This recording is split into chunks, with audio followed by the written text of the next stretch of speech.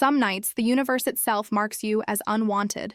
The blood moon rises over Silver Peak territory, casting everything in crimson light that looks like the world is bleeding.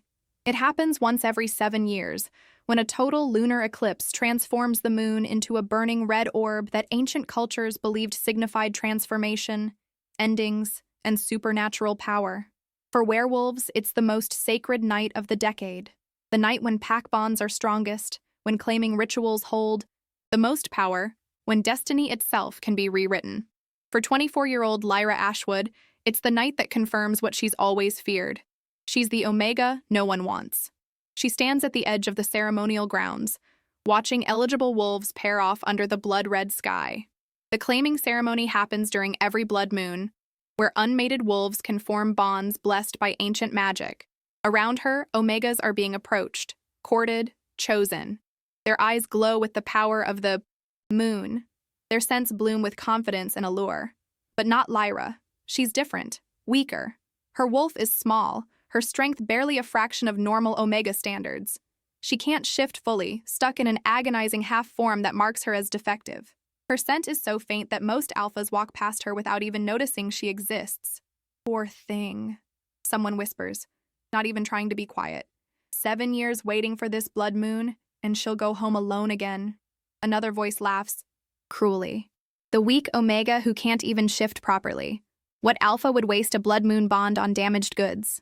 Lyra's hands clench at her sides, nails digging into her palms. The red moonlight makes her humiliation feel theatrical, like the universe is spotlighting her rejection. She's about to leave, about to spare herself the final indignity of being the only Omega unclaimed when the ceremony ends. That's when the forest goes silent, not the comfortable silence of night, the terrified silence of prey recognizing an apex predator. And from the tree line, he emerges, the Beast King himself, walking through the blood-red shadows like darkness given form. Lyra's life had been defined by weakness from the moment she was born. Most Omega wolves present between ages 13 and 16, their wolves emerging strong and healthy, granting them the enhanced senses, healing, and power that defines their kind. Lyra presented at 14, but something went wrong. Her transformation was incomplete, agonizing, leaving her trapped between human and wolf in a way that made her useless to the pack. Her parents were mid-ranking pack members, good people who loved her but couldn't hide their disappointment. They'd expected a healthy Omega daughter who would attract strong alphas, who would elevate their family status through an advantageous bonding. Instead, they got Lyra, too weak to hunt, too broken to shift, too damaged to be valued. The pack hierarchy in Silver Peak was brutal and clear. Alphas ruled. Betas served as officers and enforcers. Omegas, while rare and valued for their ability to strengthen pack bonds and produce powerful offspring, still had their place. And at the very bottom, below even the lowest Omega, was Lyra. The other Omegas bullied her relentlessly. They'd bare their teeth when she walked past, reminding her that she wasn't really one of them. They'd crowd her out during pack runs, forcing her to stay behind. During the last blood moon 7 years, ago, when she was 17 and eligible for her first claiming ceremony, they'd deliberately spilled wine on her dress right before the ritual began, making her smell like alcohol instead of the sweet Omega scent that attracted mates. She'd stood there, 17 years old and stinking of wine, while every other Omega was claimed. The humiliation burned so deep she'd locked herself in her room for 2 weeks afterward. Her parents tried to be supportive, but she heard them arguing late at night about what to do with her. Whether they should send her to live with distant relatives in another territory, where maybe she wouldn't be such an embarrassment. Lyra learned to make herself invisible. She took jobs that kept her away from pack gatherings, cleaning the community lodge at dawn, organizing supplies in the warehouse, anything that let her avoid the constant reminder of her inadequacy. She taught herself skills that didn't require wolf strength. She became an expert in pack history, memorizing lineages and ancient laws. She learned herbal medicine from the pack healer, becoming skilled at treating injuries when her weak healing abilities failed. She made herself useful in ways that didn't require her to be what she could never be, a normal Omega. But usefulness isn't the same as belonging. When the blood moon date was announced 6 months ago, her mother had begged her to attend the ceremony. You're 24 now, Lyra. This might be your last chance. The magic is strongest during the blood moon. Maybe it will help your wolf finally emerge properly. Lyra knew it was false hope, but she agreed anyway. She couldn't bear to disappoint her mother again. She'd bought a dress with money she'd saved from her cleaning jobs. Simple white fabric that looked ethereal under moonlight, or at least that's what the shopkeeper had promised. She'd practiced her posture, her smile, her greeting. She'd done everything she could to prepare. But standing here now, watching the ceremony unfold under blood-red light while everyone else finds their bonds and she remains alone, Lyra knows the truth. No amount of preparation can fix what's fundamentally broken. She's the weak Omega, the defective one, the wolf that nature itself rejected. And then the Beast King arrives, and everything she thought she knew about her place in the world shatters. Cale Thorne, the Beast King, hasn't attended a claiming ceremony in over a century. He's ancient by werewolf standards, rumored to be over 300 years old. His territory spans half the northern continent, and his power is so immense that even rival packs bow when he passes through their lands. He's massive, standing well over 6.5 feet tall, with shoulders that seem carved from mountain stone. His eyes are pure silver, the mark of an alpha so dominant that they no longer need gold to prove their status. Scars trace his arms and chest, visible even through his dark clothing. Each one tells a story of battles fought, challenges won, territories claimed. His hair is black as midnight, worn long enough to brush his shoulders. His presence alone makes lesser wolves drop their eyes and bare their throats in submission. He walks through the ceremonial grounds, and the crowd parts like water before a ship. Omegas who were confident seconds ago now press themselves against their newly claimed mates, suddenly uncertain. Alphas who were boasting about their catches go silent, remembering that there are hierarchies beyond what they know. The ceremony's elder stutters through a greeting. "Your Majesty, we didn't know you would honor us." Kyle ignores him entirely. His silver eyes scan the grounds, passing over paired wolves without interest. He's looking for something specific, though no one knows what. The blood moon casts red light across his features, making him look even more inhuman, more dangerous. And then his gaze lands on Lyra. She's backing toward the forest edge, trying to disappear before anyone notices she's leaving. Her white dress glows crimson under the blood moon, making her look like she's been painted in blood. Her eyes are downcast, her shoulders hunched, every line of her body screaming defeat. Kyle moves toward her with purpose that makes everyone else freeze. Lyra doesn't notice him approaching until his shadow falls across her.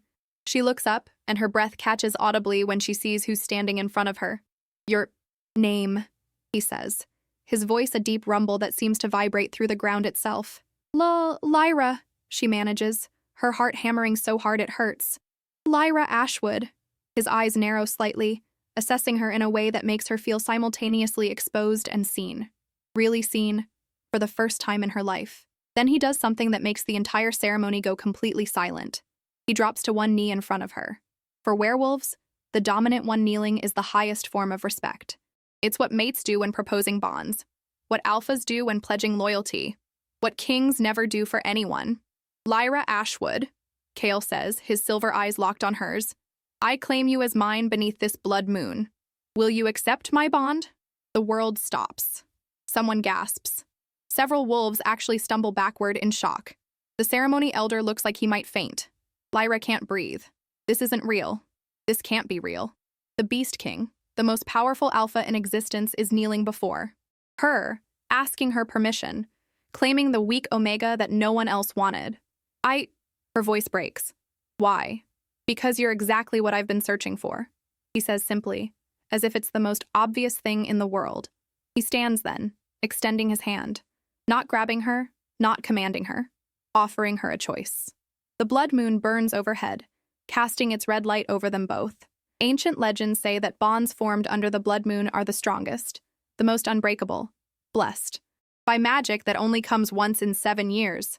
Lyra looks at his offered hand, at the silver eyes that see something in her everyone else missed, at the possibility of being wanted for the first time in her entire life. She takes his hand. The moment their skin touches, power explodes outward. Red light from the blood moon concentrates around them, forming a visible circle that makes everyone else step back. The ancient magic of the claiming ceremony recognizes their bond, seals it, makes it permanent. Lyra gasps as something inside her shifts.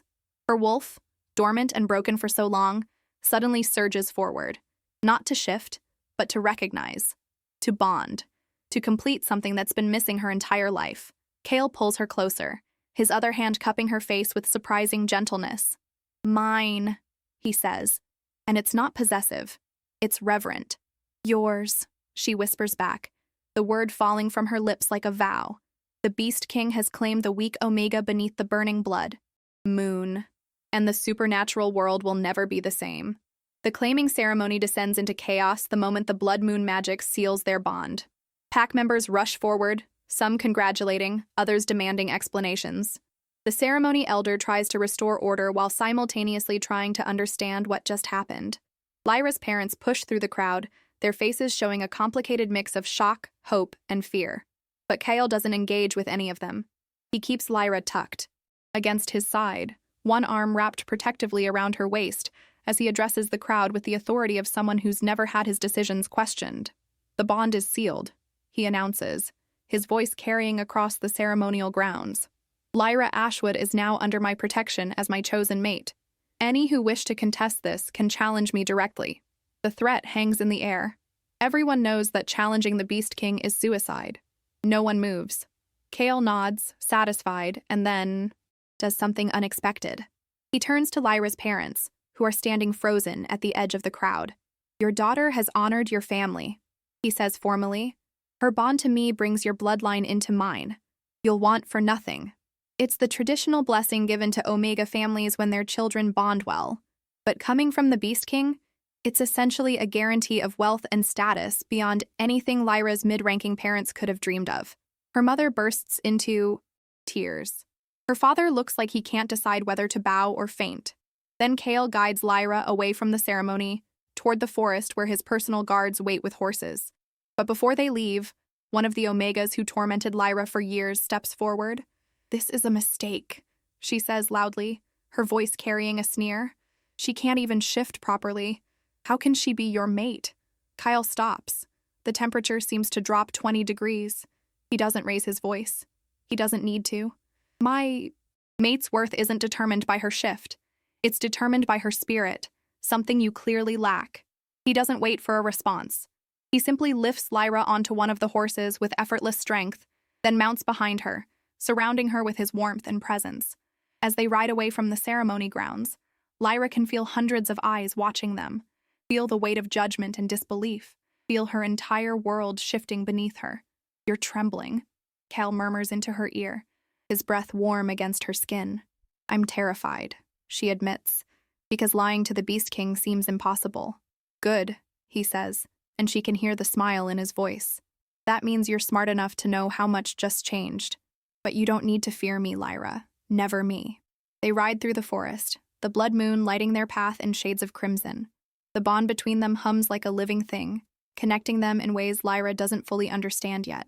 She can feel his emotions beneath her own, satisfaction, protectiveness, and something deeper that makes her heart race. After 20 minutes, they arrive at a clearing where a massive estate rises from the forest like something out of a fairy tale. Stone and timber construction that manages to look both ancient and well-maintained. Guards bow as they approach, showing deference that makes Lyra's head spin. This is Kale's personal residence, his sanctuary, and now apparently hers too. Kale helps her dismount, then dismisses his guards with a gesture. They're alone for the first time since the claiming, standing in a courtyard garden illuminated by the blood moon's red light. I know you have questions, he says, leading her to a stone bench surrounded by night-blooming flowers. Ask them. Lyra sits, her mind racing with about 1,000 questions. She settles on the most important one. Why me? You could have any Omega in existence. Why choose the broken one? Kyle sits beside her close enough that their shoulders touch. You're not broken, Lyra. You're different. There's a distinction. That's just being kind. I don't do kindness for the sake of it, he interrupts firmly. I've lived 317 years. I've seen countless Omegas, most of them perfect by every conventional standard. Beautiful, strong, socially accomplished. And I've bonded with none of them. He turns to face her fully, his silver eyes intense in the moonlight. Do you know what I saw when I looked at you tonight? I saw an Omega standing at the edge of a ceremony, ready to walk away with her head held high even though her heart was breaking. I saw strength that has nothing to do with how well you shift. I saw dignity in the face of cruelty. I saw exactly what I've been searching for my entire long life. Someone real. Lyra's throat tightens with emotion. I'm weak. You survived years of bullying without becoming cruel yourself, Kale counters.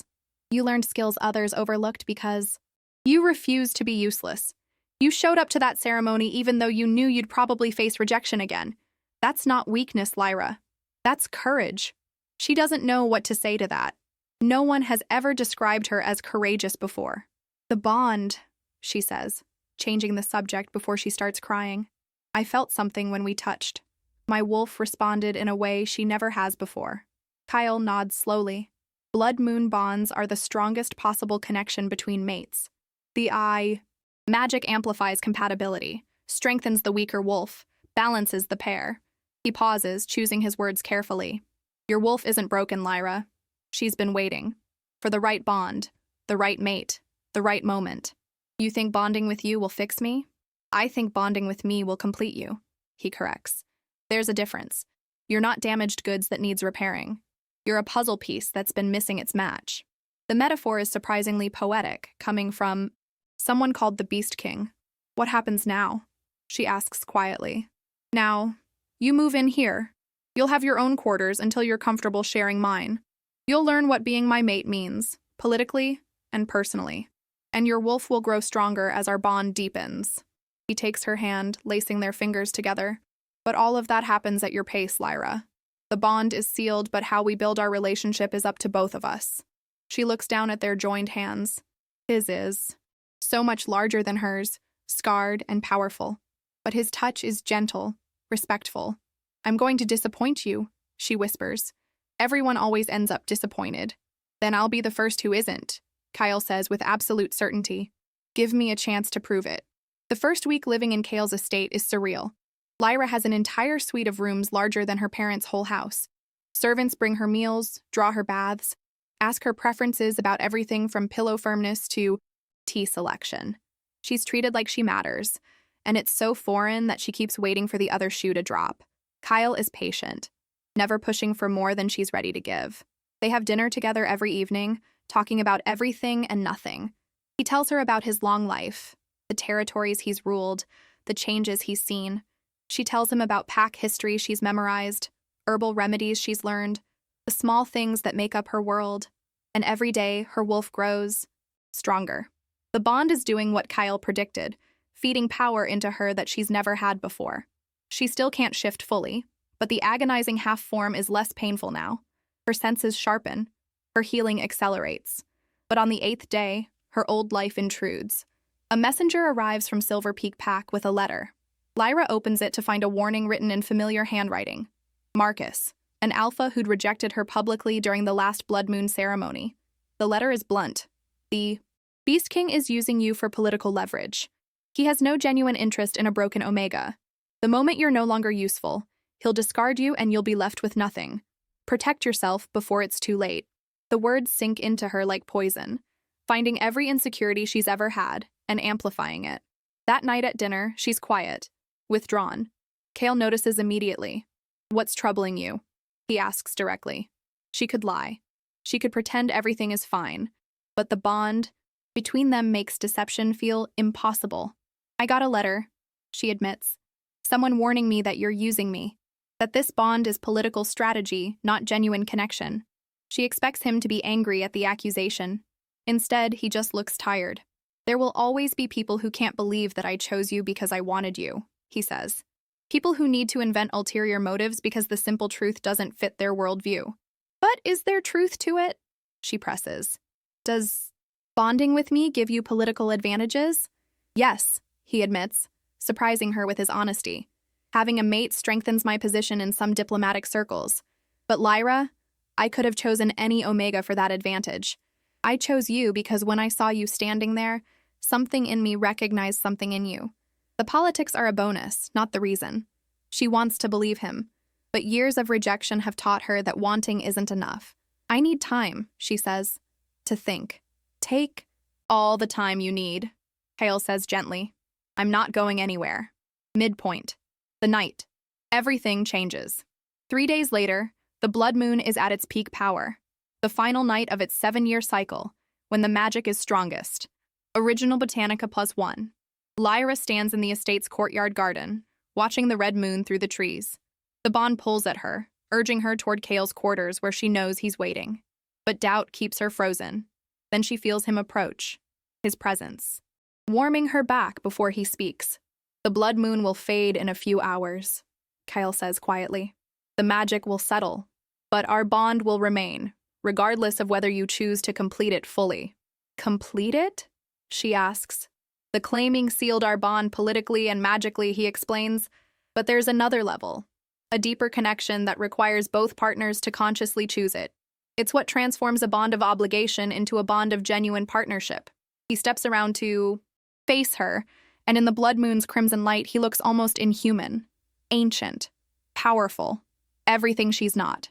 I can't force you to choose that, he continues. It requires your wolf to fully accept mine and mine to fully accept yours. It requires trust and vulnerability from both of us. Your wolf is ancient and powerful, Lyra says. Mine is broken and weak. How can they be compatible?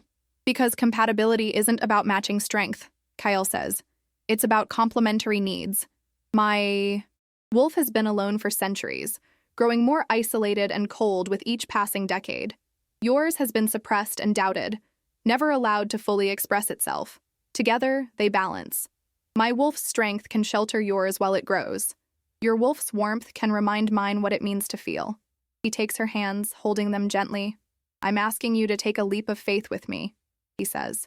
To choose this bond not because you have to, but because you want to. To let our wolves complete what the blood moon started. Lyra's heart pounds. This is it. The point of no return. If she chooses this, there's no going back. She'll be bound to the Beast King in ways that transcend politics or convenience. She thinks about the letter warning her away, about years of rejection and disappointment, about every reason she has to protect herself. Then she thinks about Kale kneeling before her under the blood moon, about the way he listens when she speaks, about the respect in his eyes when he looks at her, about the way her wolf has grown stronger just from being near him. I'm terrified, she admits. So am I, Kale says, and the vulnerability in his voice makes her look up in surprise. I've lived 3 centuries alone, Lyra. I've forgotten how to be anything other than the Beast King. I don't know if I can be what you need, but I want to try, if you'll let me. And that honesty, that admission of fear and uncertainty from someone who's supposed to be invincible, makes Lyra's decision. Yes, she whispers. I choose you. I choose us. The moment the words leave her mouth, power explodes between them. The blood moon's light concentrates into a beam that surrounds them both, and Lyra feels her wolf surge forward with strength she's never experienced. Not to shift, but to bond. To connect with Kale's ancient, powerful wolf in a way that transcends physical form. Their wolves meet in the space between consciousness and instinct, recognizing each other as perfect complements. And when they join, Lyra feels everything click into place. The bond completes. She gasps as sensations flood her. Kale's emotions, his memories, his unwavering certainty that she's exactly what he needs. And flowing back to him, her own feelings, her fears, her hopes, her growing love for this ancient alpha who saw value where everyone else saw weakness. When the light fades, she's in Kale's arms, and they're both trembling. I feel you, she breathes. Inside my mind, my heart, everything. And I feel you, he murmurs, pressing his forehead to hers. My brave, beautiful mate, you have no idea how long I've waited for this. The blood moon begins to fade as the eclipse ends, returning to its normal silver glow. But the bond between them burns bright, unbreakable, eternal. They've chosen each other, and nothing will ever be the same. The completed bond changes everything. Lyra wakes the next morning to find her wolf fully emerged for the first time in her life. She can shift completely, smoothly, into a form that's smaller than most omegas, but perfectly healthy. The years of agonizing half-shifts are gone, replaced by fluid transformation that feels natural and right. Kyle watches her first full shift with pride that makes her heart swell. But the outside world isn't as pleased. News of their completed bond spreads rapidly. Other pack alphas send diplomatic messages, some congratulatory, others thinly veiled criticisms.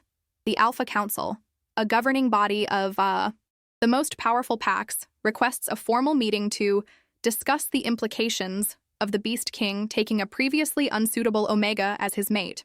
Lady Morgana, an ancient alpha who's challenged Kale's territory before, sends a particularly pointed message.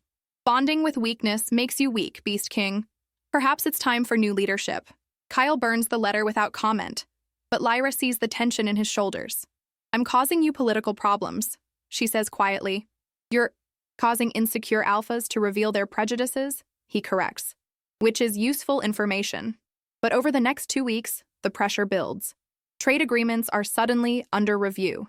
Border disputes that were settled years ago are being reopened. Rival packs test Kale's territory defenses, looking for weakness. The message is clear. Prove that your mate makes you stronger, or we'll exploit the perceived weakness. Lyra watches Kale handle crisis after crisis, his patience wearing thin. She sees the weight of 3 centuries of leadership pressing down on him, and she realizes that loving him means sharing that burden, not adding to it. I need to do something, she tells him one night. Something that proves I'm not a liability. You don't need to prove anything to anyone, Kyle says firmly. Yes, I do, she insists. Not for them, for me. I need to know that I'm capable of being the partner you need. He studies her face for a long moment, then nods slowly. The Alpha. Council meeting is in 3 days. They'll expect me to come alone, to be questioned about my choices. Come with me instead. Stand before them as my bonded mate and show them exactly who you are. It's terrifying. It's risky. It's exactly what Lyra needs to do. I'll do it, she says. In preparation for the council meeting, Lyra does what she does best. Research. She spends 2 days buried in Kale's extensive library, reading everything she can find about blood moon bonds, ancient pack laws, and historical precedents. And buried in a text written 3 centuries ago, she finds something remarkable. The blood moon bond prophecy, recorded by the last oracle wolf before the bloodline died out. The prophecy speaks of a time when an ancient alpha, grown cold from centuries of isolation, would bond with an omega deemed weak by conventional standards. Their bond, formed under the blood moon's power, would not make the omega stronger to match the alpha. Instead, it would remind the alpha what it meant to feel, to connect, to lead with compassion rather than just strength. The prophecy specifically states that such a bond would signal a shift in pack culture, from valuing only physical dominance to recognizing other forms of power, knowledge, empathy, healing. Lyra brings the text to Kale with shaking hands. He reads it 3 times, his expression growing more amazed with each pass. I'd forgotten this prophecy existed, he admits. It was recorded in my early years, when I was still learning what it meant to rule. The oracle was describing us, Lyra says. 3 centuries ago, someone predicted this bond. Which means our connection isn't a mistake or a weakness, Kale says slowly. It's exactly what was meant to happen. They bring the prophecy text to the council meeting, a piece of evidence that their bond has historical and spiritual significance beyond political convenience. The Alpha Council meets in neutral territory, a massive stone hall that's hosted pack. Leadership for over 1,000 years. 15 of the most powerful alphas in existence sit in a semicircle, with Kyle and Lyra standing before them. The atmosphere is hostile, judgmental, looking for any sign of weakness to exploit. Lady Morgana leads the questioning, her voice dripping with false concern. Beast King, we understand you've completed a blood moon bond with an Omega from Silver Peak Pack, an Omega who, by all accounts, was unable to shift properly until after the bond. That's correct, Kale says, his tone neutral. Some might say this indicates the Omega was fundamentally defective, Morgana continues, that you've bound yourself to weakness out of misguided compassion. Some might say that, Kale agrees. They'd be wrong. Then prove it, another alpha challenges. Let your mate demonstrate that she's worthy of her position. The trap is obvious. If Lyra hesitates, they'll call her unworthy. If Kale defends her, they'll say she needs protection from even basics. Questioning. Either way, the council wins. Lyra steps forward before Kale can respond. With respect, honorable alphas, she says, surprised at how steady her voice sounds. My worth isn't yours to weigh like a piece of meat at market. A murmur ripples through the hall. No Omega speaks to the council like that. Morgana's lips curl.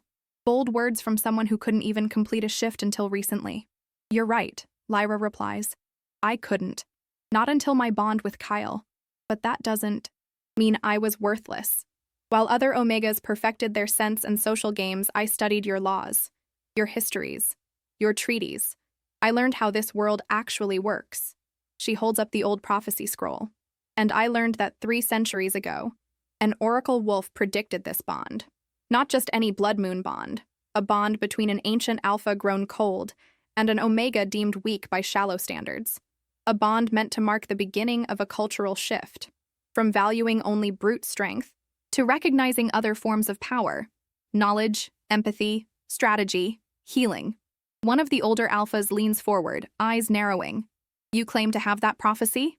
Lyra steps closer to the semicircle and unrolls the scroll on the stone table between them.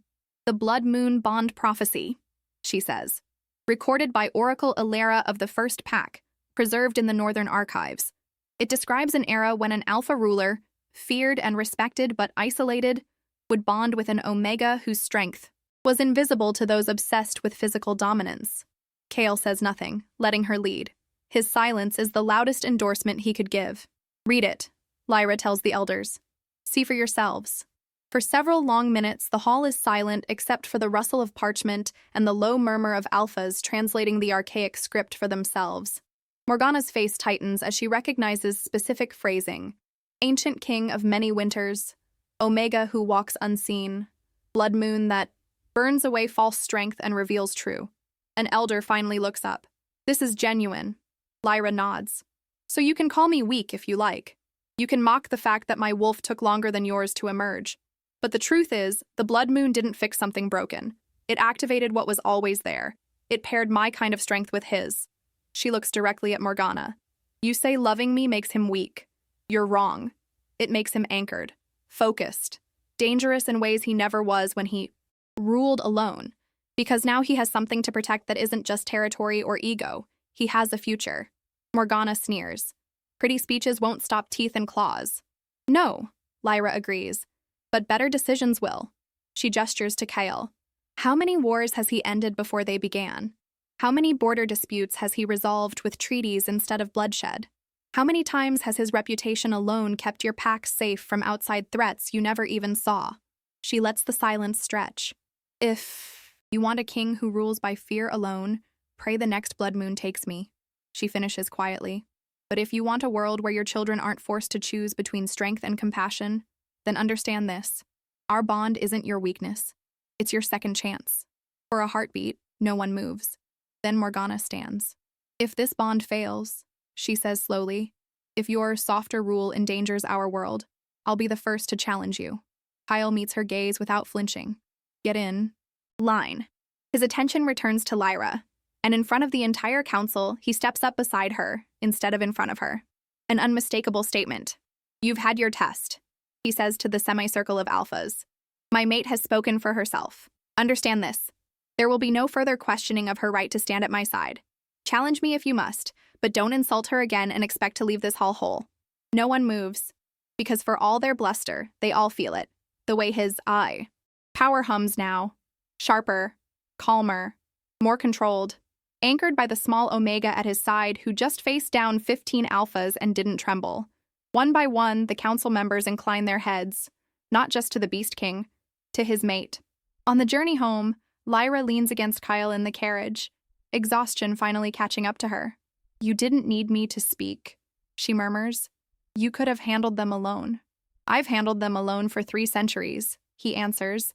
And for the first time, I didn't want to. He tips her chin up so she has to meet his eyes. You stood before wolves who would have torn you apart 7 years ago and made them listen. Tell me again that you're weak, and I'll call you a liar to your face. Her lips twitch. Careful. People will say the Beast King's gone soft. Let them, he says. Soft is what they call stone after it's learned it can be shaped instead of just used to crush. Weeks turn into months.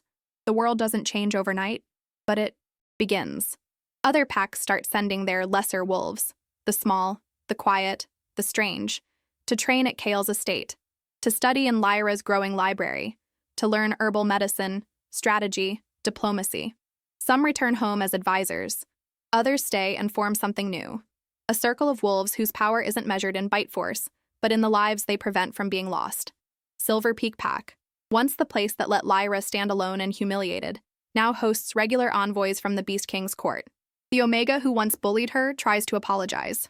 Lyra accepts it, not for the bully's sake, for her own, because letting go of who they were is part of who she's becoming. 7 years later, another blood moon rises.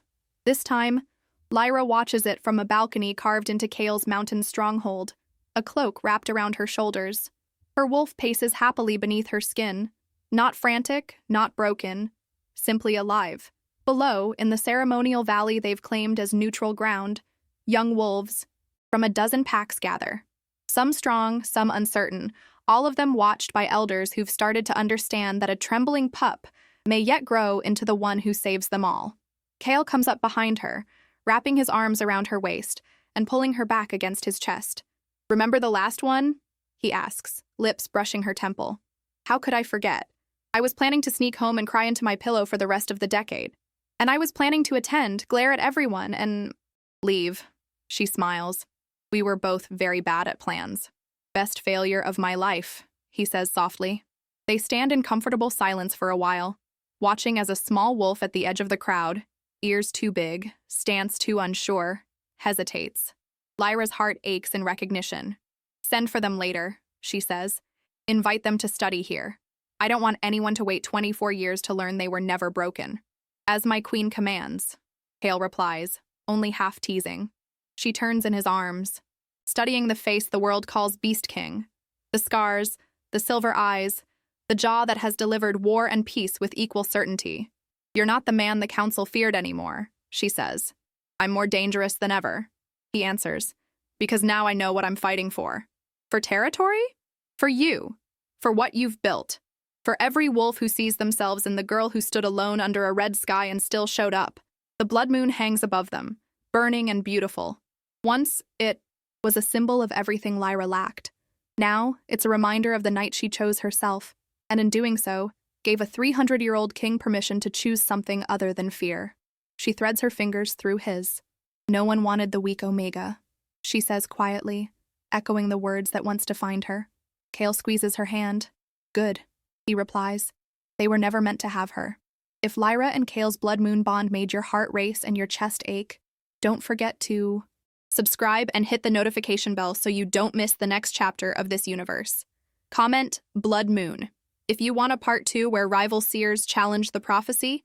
A hidden cursed pack asks Lyra for help, and the Beast King is forced to choose between the old way of ruling and the future they're building together.